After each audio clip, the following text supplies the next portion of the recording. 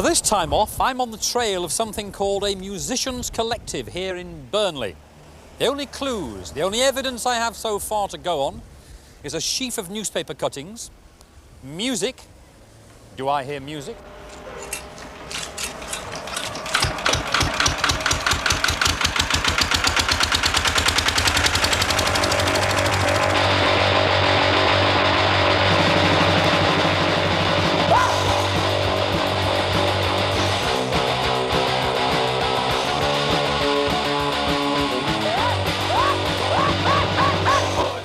And graffiti.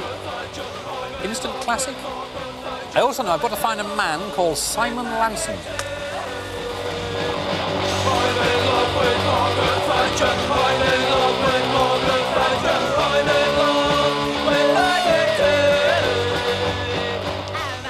Simon Lanson, you see, is theatre fellow with the Mid-Pennine Arts Association. And he's helped to form a self-help organisation for punk musicians who needed somewhere to play and other musicians to play with.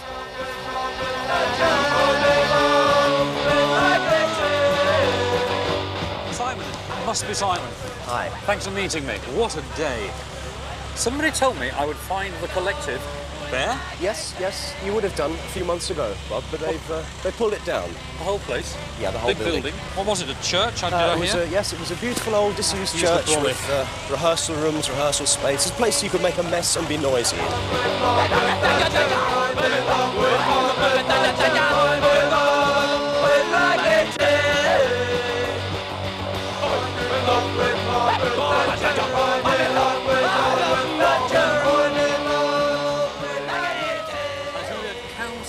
Councillor's car park? A councillor's car park, that's right, yeah. Well, these are remnants, are they, of your previous stay here, yeah? Yeah, that's what's left. How long were you here? We were here as a collective for about 7 months. And it's been running for, in total terms now, for about a year, has it? Just for about a year, about this time last year. How did it all begin? That bit I don't know a lot. OK, well, it began in my head at Deeply Vale last year when I first got into punk music. Deeply Vale, the festival? The Deeply Vale Festival. And then I met Haggis from the Not Sensibles at the Union Hotel in Cole and saw the band. And I'd met Dick Witts previously at a conference, and I know that he'd started collectives in Manchester, and I'd asked him how to go about it. And I asked the Not Sensibles if they thought it was a good idea. They said yes. I said, OK, put the word around if you think it's going to work. And we'll have a meeting in 3 weeks' time, which we did. And at the first meeting, that was by word of mouth, 100 people turned up. Just out of interest? Just out of interest. I mean, not really knowing what was going on? No one knew. I didn't know what was going on either.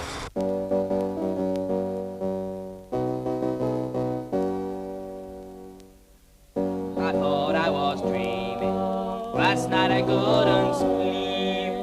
And when they told me I could hardly speak, they said we would be famous, a fortune we would reap. They want to do a feature in the paper next week. Singing. We had a very structured thing to start with. We had minutes, we had a committee, we had officers, and that is the only way to start something, with a structure. Not an imposed structure, but a structure that evolved. I knew in the end that the structure would go. I think it's good that it just happens under its own steam, you know, like nothing really is too organised. It just, people make the situation, it just goes on very well, I think. The catalyst wasn't Not Sensibles, as far as I'm concerned anyway. There was always people wandering around Burnley looking for something.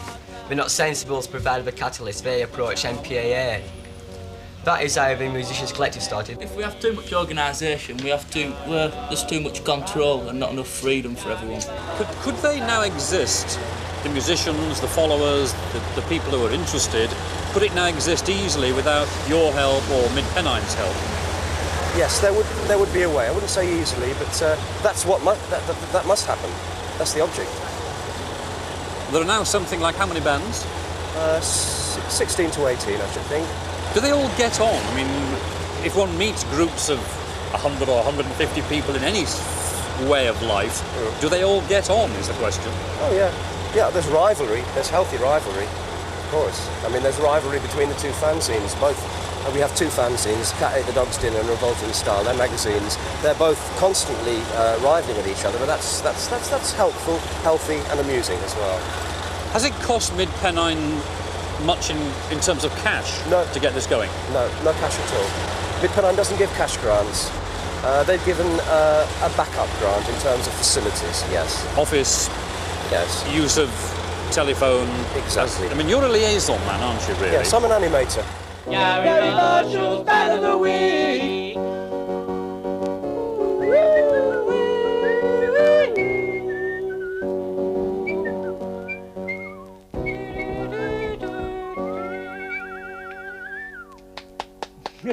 We've achieved great friendship, and It's lovely, isn't it? we've got a couple of fanzines going, which are very interesting. He puts it through letterboxes. And he gets We've had very good support from the Burnley press, but we have had some misunderstandings from other papers and other people. Misunderstandings. Love is easy, love is kind. I can see it, I am blind. Go away, you're not my kind. I think we're finding it in a desk. I think that was the big thing. And being the local authority funding these MPA, I think that was the issue at stake. I thought it was really, well, disgusting, personally. I dare say it's one of these things that go on in life today. I must be old-fashioned. Everybody's having fun. Everybody's having fun. Everyone is having fun. Everyone is having so much fun. Everybody's having fun. Everyone said Harry Gunn. Everybody's having fun. Everybody's having fun. Everybody's having fun.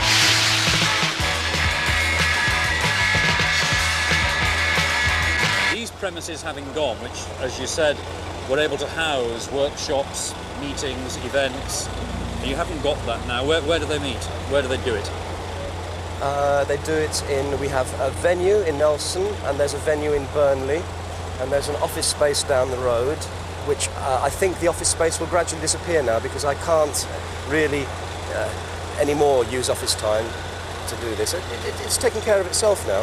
We have a hut up on a recycled rubbish tip, which is a rehearsal hut with a generator. Listen to this. Need somewhere that everybody can get together and meet. It doesn't have to be the MPAA. It doesn't have to have any money. I mean, like here's got a phone and things like that. That helps a lot. But it doesn't have to be anywhere special as long as there's enough people. If you've got interested, if you've got people who are interested, well, there you are. That's all you need, really.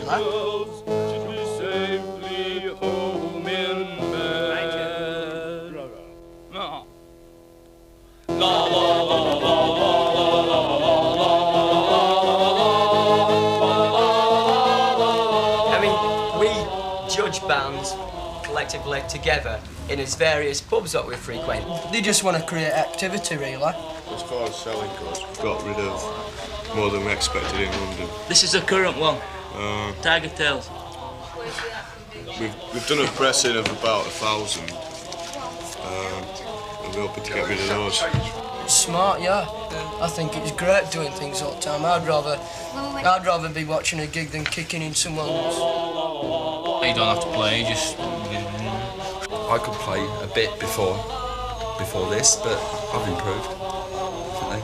How has the collective helped to improve? I mean, is it by watching other people and realising you can do it as well? Basically, by having a place for gigs, by having the in-place, the railway workers, so that you have to get polished up enough to play in front of quite a lot of people that might not like you, might sling cans at you, you know. And have done. If people like it and people who believe in it, it's not just a fashion.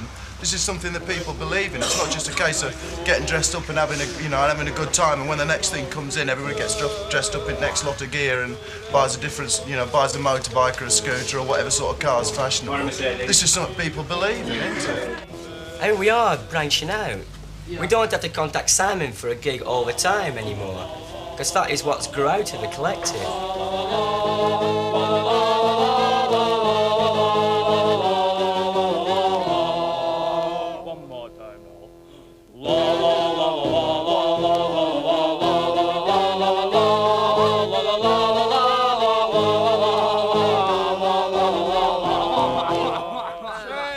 this filming is very sort of false. This isn't how we usually behave. Spadder a bit wrong there, I suppose. Everybody, all the telly's coming, so it's very exciting and all that, which is right, yeah. I mean, I'm not speaking. Yeah, I'm not speaking for anyone else, but I've taken a day off work to come just because I wanted to be here today to see what's yet to be on telly. Why not? Right, great.